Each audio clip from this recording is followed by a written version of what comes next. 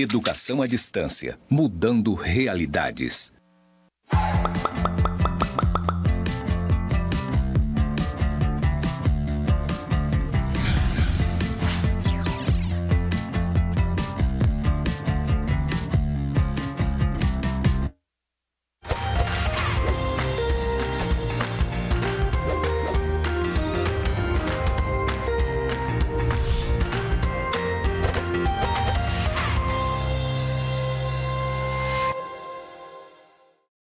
Olá, tudo bem? Como vai? Eu sou o professor Valderson Amaro Lima. Essa é a nossa disciplina Planejamento Estratégico no Setor Público, do MBA em Gestão de Instituições Públicas. Vou fazer a minha audiodescrição.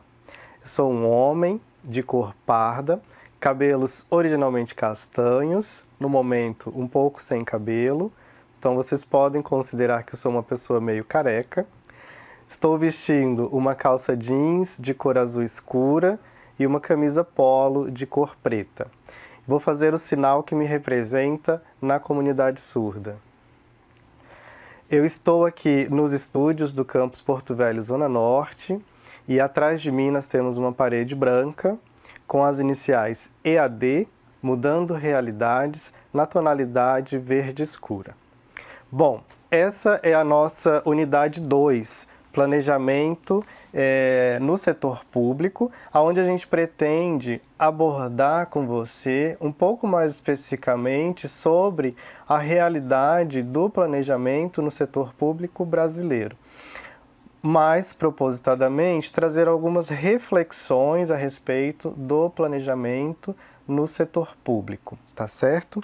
Então, nessa unidade, nós temos como base o livro Reflexões sobre o Planejamento Estratégico no Setor Público, capítulos de 1 a 8, do Jackson Detone, que foi publicado em 2021 pela ENAP. Esse livro está disponível no nosso ambiente virtual da disciplina, e se você está assistindo essa aula, você já deveria ter lido os capítulos de 1 a 8, tá? Se você ainda não leu, volta lá e dá uma lida no material antes da gente poder falar sobre o assunto, que você vai compreender melhor algumas coisas que a gente vai estar abordando aqui, tá certo? Então, a ideia inicial a respeito do livro, o Tony, ele começa trazendo uma afirmação de que o planejamento ele foi determinado para o setor público a partir da Constituição de 88 e indicado para o setor privado. Nós já fizemos esta afirmação com vocês lá na nossa apresentação, você deve lembrar, onde a gente traz ali 3 tópicos importantes, destacados em relação ao conteúdo de planejamento estratégico no setor público. Então, logo de início, o autor ele traz também essa ponderação em relação à obrigatoriedade do planejamento no setor público brasileiro, definido a partir da Constituição Federal de 88, tá certo? Então, em termos de legislação, em 2001, né, foi instituído formalmente o Sistema de Planejamento e Orçamento Federal, o SPOF, definindo as atividades formais de elaboração, acompanhamento e avaliação de planos, programas e orçamento. E aí, então, já de início, a gente tem uma associação entre planejamento e orçamento, né? Que ao longo do livro, você percebe, o autor ele faz algumas críticas, né, em análise a essa associação entre planejamento e orçamento no setor público brasileiro. Você deve lembrar, e a gente vai apontar algumas delas agora também na nossa aula. Então, a gente destaca que pouco se avançou na dimensão estratégica do planejamento. E aqui eu puxo você lá para a nossa aula 1, quando a gente fez uma abordagem a partir do texto de Mintzberg em relação a planejamento e estratégia. E aonde a gente tem uma separação entre planejamento e estratégia, sendo o planejamento uma formalização da estratégia previamente concebida, certo? Então, quando o autor traz que pouco se avançou na dimensão estratégica do planejamento, é que nós tivemos avanços na forma metodológica do planejamento, na forma como o Estado, né, e a administração pública brasileira concebe o planejamento enquanto formalização do processo, mas na dimensão estratégica nós não tivemos um avanço significativo, no sentido de qual é a ideia de país que nós queremos, né? A dimensão estratégica, ela exige que se faça essa reflexão. Qual é o país que nós queremos daqui a 20, 30, 40, 50 anos? Qual é o Estado que nós queremos daqui a 20, 30, 40, 50 anos? A dimensão estratégica exige que se avance na discussão em relação a um programa que a gente chama de programa de Estado, né? Uma política de Estado, onde se defina qual é a estratégia que vai ser utilizada pelo Estado, enquanto Estado-nação, para o desenvolvimento, né, da sua sociedade. E aí, ao longo da história, nós temos diferentes estratégias adotadas por diferentes países em relação a essa dimensão estratégica que é mencionada aqui pelo Tony. No AVA está disponível para você um material que trata desse assunto, né, e que te faz refletir sobre diferentes estratégias adotadas. Então, pouco se avançou nessa dimensão estratégica, embora nós tenhamos avançado no planejamento. E aí, o autor ele traz, então, uma constatação, né, de que o planejamento estratégico governamental, ele sofreu um duplo processo de redução conceitual e perda de efetividade prática. Esse duplo processo de redução, ele atribui a duas questões. Primeiro, empobrecimento teórico-metodológico. Nesse caso, especificamente, o autor relaciona esse empobrecimento teórico-metodológico à apropriação de métodos e técnicas que são desenvolvidas no setor privado, na lógica de planejamento e estratégia de empresas, de corporações, né, onde surgiu, de fato, a teoria sobre estratégia, né? Ao longo dos anos, o setor público foi se aprimorando e se apropriando em relação aos conceitos teórico-metodológicos relacionados com planejamento e estratégia, mas originalmente esses conceitos eles surgem, né, na administração privada. E o que o autor chama aí de empobrecimento é justamente a transposição daquilo que é feito no setor privado para o setor público. Ora, o setor público ele possui elementos distintos do setor privado. Então não é possível simplesmente fazer essa transposição, ou não é possível fazer isso e querer que o resultado seja um resultado de fato contributivo para o desenvolvimento do Estado. Então, esse empobrecimento está relacionado com essa apropriação teórico-metodológica do setor privado, sem que se tenha feito uma distinção, uma adaptação adequada para o setor público, certo? O outro ponto que o autor destaca é a conversão do planejamento plurianual num processo de expansão da gestão orçamentária. Então, o planejamento plurianual é o nosso PPA, né, famoso PPA, que vocês vão ver mais especificamente na disciplina de gestão orçamentária e financeira. Ele tem aí um papel muito importante naquilo que a gente chama de planejamento quando se fala do setor público brasileiro, né? E a crítica que o autor faz em relação a isso é justamente a essa conversão do PPA para a parte orçamentária, né? Onde você praticamente reduz aquilo que seria o plano, né, a disponibilidade orçamentária, ou ao orçamento. Você deixa de pensar em uma estratégia de desenvolvimento, uma estratégia de país ou de estado, para poder você se ater àquilo que está estritamente relacionado com a aplicação do recurso público, certo? Então, esse é um ponto importante de reflexão.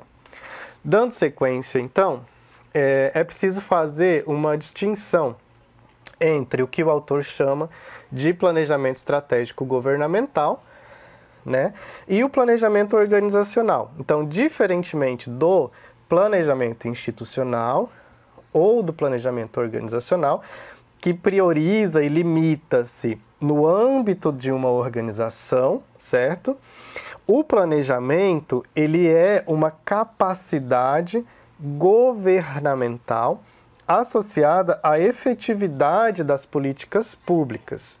Então, quando o autor fala de planejamento estratégico governamental, ele está tratando dessa capacidade governamental que está relacionada com a efetividade das políticas públicas. Então, é feita, a partir desse entendimento, uma associação entre a política pública como sendo a ação macro do Estado que vai tornar realidade aquela estratégia concebida, certo? Desde que haja uma estratégia. Então, precisa existir uma estratégia que congregue políticas públicas relacionadas a ela dentro de um processo de planejamento governamental que conduza ao atingimento dessa estratégia concebida, certo? Então, o planejamento, ele viabiliza o desenho e a execução da política de modo a otimizar a relação entre meios e fins, recursos disponíveis e resultados almejados. E aí eu preciso lembrar você, de novo, daquilo que nós vimos na unidade 1 e daquilo que Mintzberg fala no livro dele, da ideia de planejamento como formulação da estratégia, né? Então, nessa perspectiva do setor público, o planejamento como formulação da estratégia se dá a partir da concepção de políticas públicas que levem ao atingimento daquela estratégia definida, certo? Continuando, então, o planejamento estratégico ele pode aumentar a governabilidade na execução de políticas, né? Diminuindo o conhecido déficit de implementação. O que é o déficit de implementação? Você talvez já tenha ouvido falar de alguém ou uma organização que tem muita iniciativa e pouca acabativa, né? Em termos de senso comum.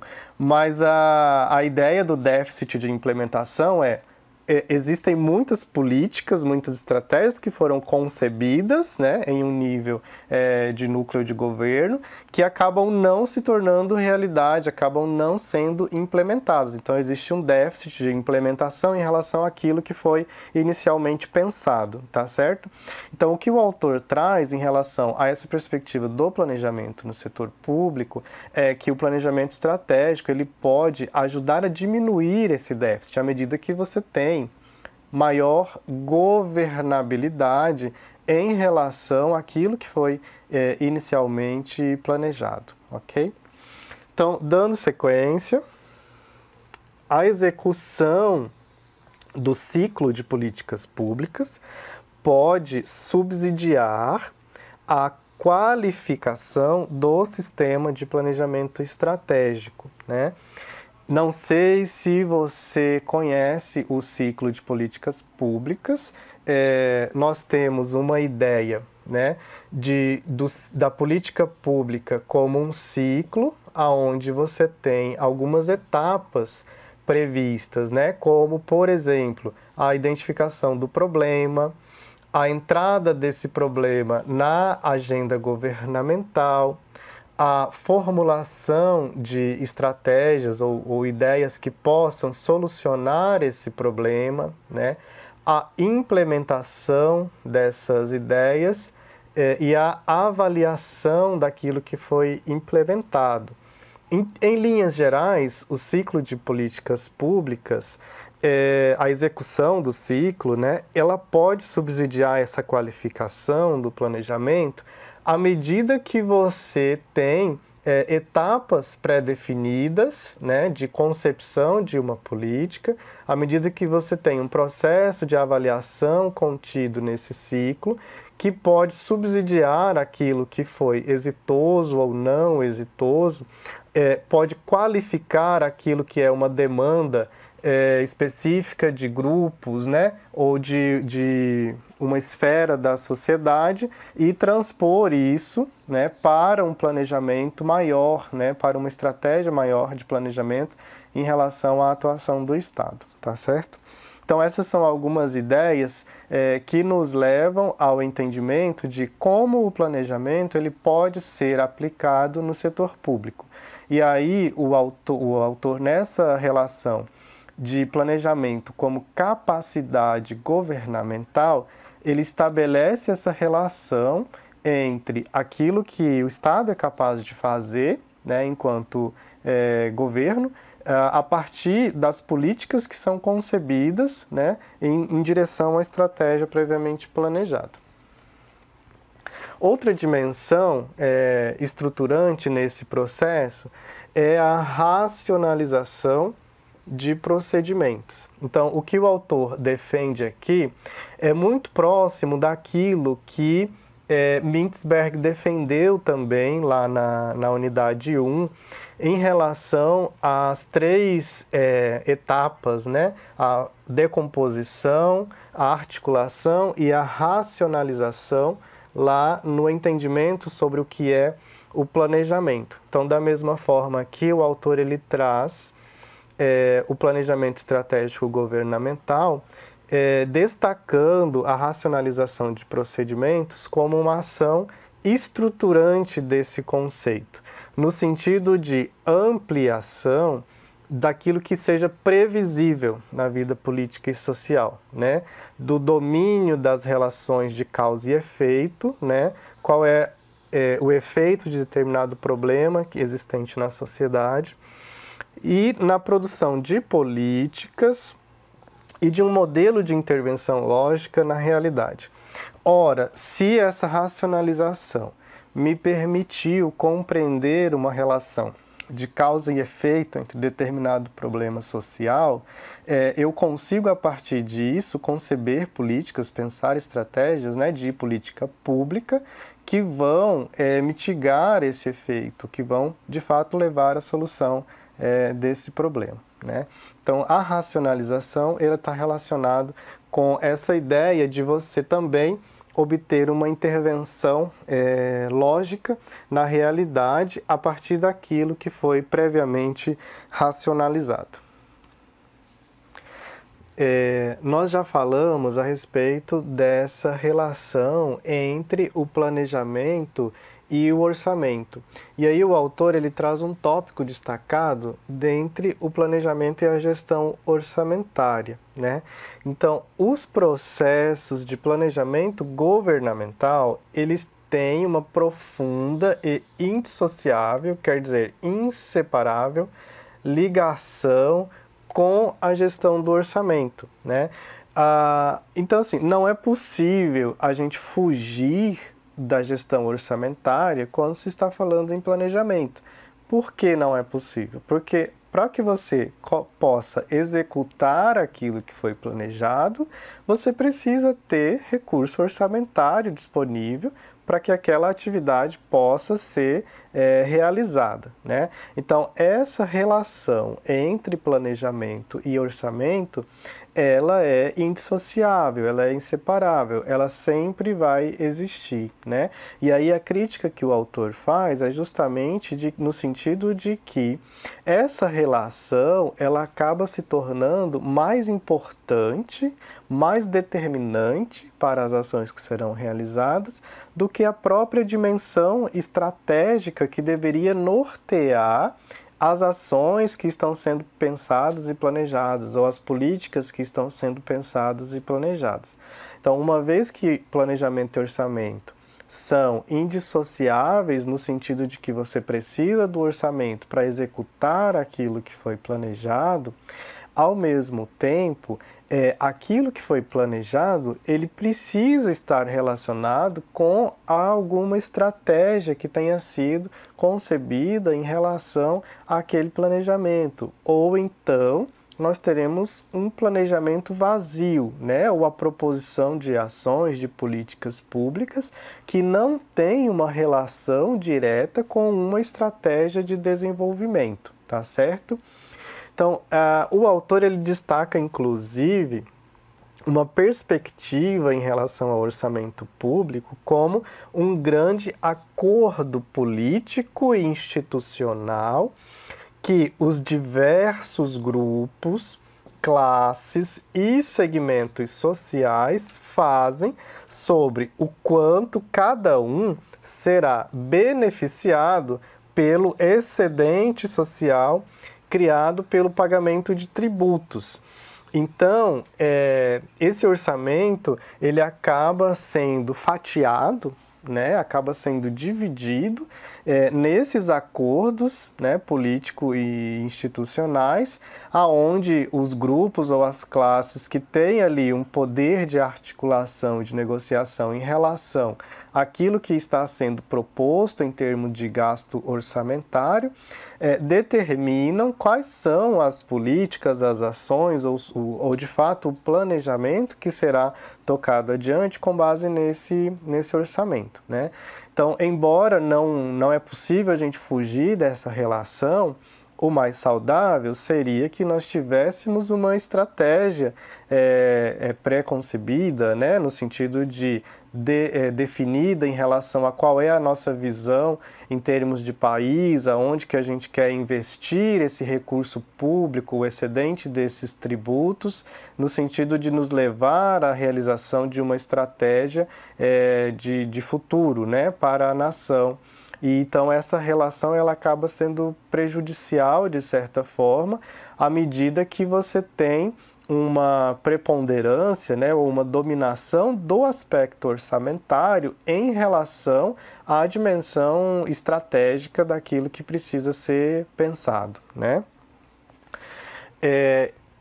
E aí, né, em relação a esses grupos de interesse, por exemplo, né, aí a gente vem aqui para um tópico seguinte, aonde nós estabelecemos como que é formada essa agenda estratégica. Então, essa relação entre o planejamento e orçamento, aonde determinados grupos, né, políticos, grupos sociais ou classes sociais, elas acabam direcionando ali, né, discutindo esse fatiamento, né, em relação às ações que serão planejadas a partir do orçamento disponível. Mas assim, quais são essas ações e como que essas ações entram nessa discussão, né? É o que a gente tem a partir da formação da agenda, né? Como que o problema entra na agenda, né? Esse é o ponto central, né? Qual que é o mecanismo, qual que é o formato, o modelo, aonde esse problema ele ganha atenção a ponto de se tornar um problema a ter um orçamento destinado, por exemplo, à concepção de uma política direcionada a atendê-lo. Então, isso é a formação de uma agenda estratégica, né? Então, o termo agenda, ela designa uma situação em que o núcleo da alta direção do governo elabora uma visão de futuro consistente que corporifica um projeto de médio e longo prazo para o país. Qual que é esse núcleo da alta direção do governo, né? Em termos de país, né, em termos do Brasil, esse núcleo ele é formado pelo próprio presidente da República, pelos ministros de Estado, né, pelas pessoas que estão ali na alta cúpula da gestão governamental, né? Se nós formos repartir isso para estados e municípios, né, fazendo um paralelo, a alta cúpula do governo no estado seria o governador, os secretários estaduais, né, pessoas que estão ali dentro desse núcleo e que têm a capacidade de propor, né, ou de desenhar essa visão aí de futuro a partir dessa concepção de agenda estratégica, certo? Então, o planejamento estratégico governamental, né, que o autor designa PEG, será a materialização instrumental e operacional dessa agenda. Então, percebam novamente aqui a relação entre o que Tony fala e o que Mintzberg fala na nossa aula 1, né? Do planejamento como materialização instrumental de uma agenda estratégica, né? Ou da estratégia propriamente dita, certo? Transformando e processando uma determinada visão de futuro do país em um sistema de planejamento concreto, certo? Então, essa definição de visão de futuro é o que o autor chama de agenda estratégica, né? Como que se chega a isso, né? A partir das discussões dentro do núcleo do governo, tá? A formação da agenda, então, a partir do núcleo do governo, ela pode ser organizada e dividida em 5 funções, né? Que são, digamos, atribuições desse núcleo, né? Atribuições desse grupo que direciona a formação da agenda estratégica. Primeiro, fazer a gestão estratégica, né? Viabilizar a coordenação de políticas, e aí a gente percebe, então, a associação aqui, né, entre política e estratégia, no sentido de que a política pública ela tem aí esse papel, né, de se tornar, se materializar aquilo que foi pensado em termos de estratégia, certo? Monitorar o desempenho e a performance do governo, garantir as condições políticas para a implementação dos programas e projetos e comunicar os objetivos e resultados das ações de governo. Então, o núcleo de governo, ele não só tem aí esse potencial de pensar a estratégia, né, como ele tem também essas atribuições em relação à coordenação e à própria avaliação daquilo que o governo está fazendo, tá? Então, nessa ideia de formação de uma agenda estratégica, o Tony ele traz essa figura representativa, onde ele divide essa formação de agenda em períodos temporais, né? Sendo um período de curto prazo, com planos operacionais de 1 ou 2 anos, né? E aqui são realmente planos desenvolvidos dentro dos ministérios ou das entidades governamentais. No passo seguinte, uma visão de médio prazo, com planos estratégicos para 5 anos, né? Então, o plano plurianual, por exemplo, o nosso PPA, ele se enquadraria aqui, né, como um plano estratégico dentro dessa visão de médio prazo. Então, são estratégias daí de desenvolvimento setorial, né, focalizando setores econômicos e sociais, e estratégias de ministérios e entidades governamentais.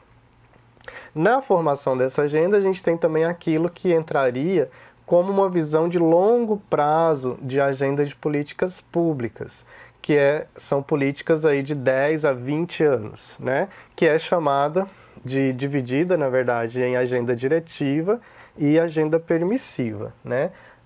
Uma agenda permissiva no sentido de o que é possível, né? O que é permitido fazer, e aí entra a parte de fiscal, né? A agenda fiscal, monetário, infraestrutura, de serviços, de recursos humanos, no sentido de obras e ações aí, políticas que estão relacionadas com esse período mais longo, de 10 a 20 anos, e uma agenda diretiva, né, de direcionamento em relação a essas ações que levam a essa visão de país ali definida, né, organizada.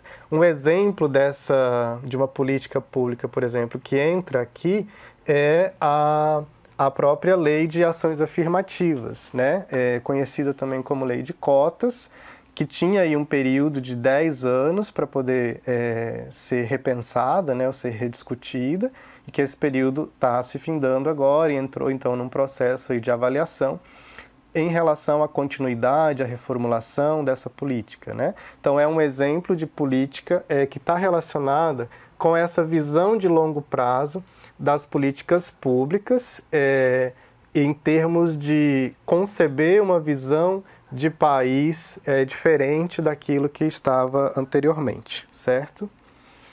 Então, a formação da agenda estratégica, ela se forma, né, a agenda estratégica se forma pela convergência de 3 processos diferentes. Primeiro, né, o de problemas, quer dizer, é preciso existir problemas da sociedade que sejam passíveis de entrar numa agenda governamental, né, numa agenda estratégica de país, certo? O segundo é o de soluções, quer dizer, o problema ele só vai entrar na agenda se houver soluções que sejam possíveis de serem aplicadas a ele. Se é um problema insolucionável, né, julgado insolucionável, que não tem solução, né, nenhum governo ou governante vai querer tratar desse problema porque vai ser um tiro no pé, né, em termos comuns, em relação a essa solução desse problema que está sendo mapeado. E o terceiro é o de alternativas, certo?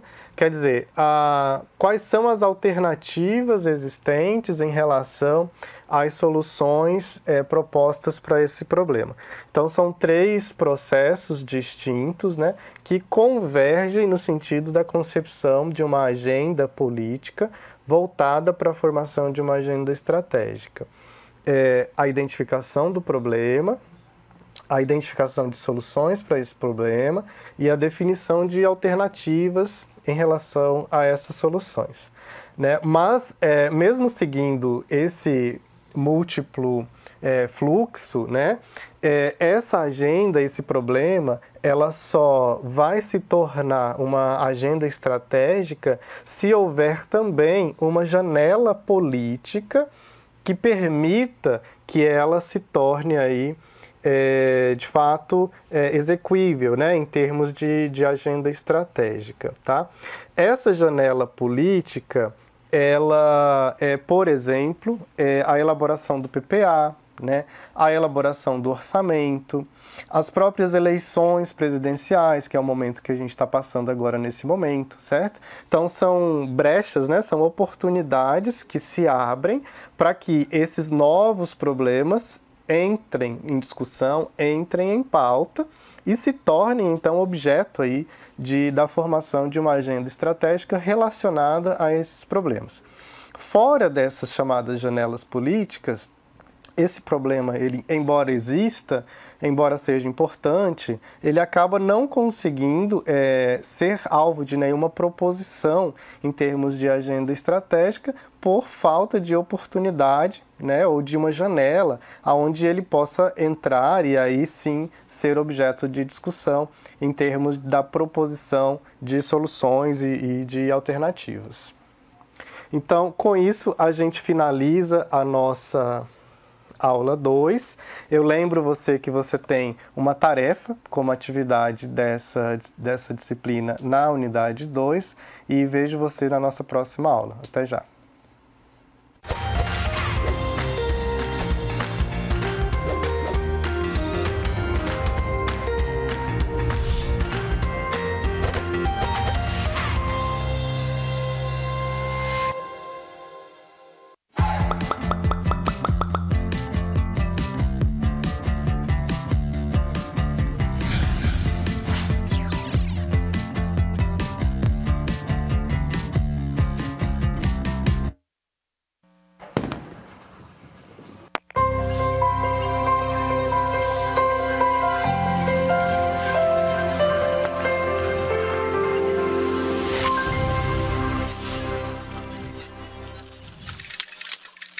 Educação à distância, mudando realidades.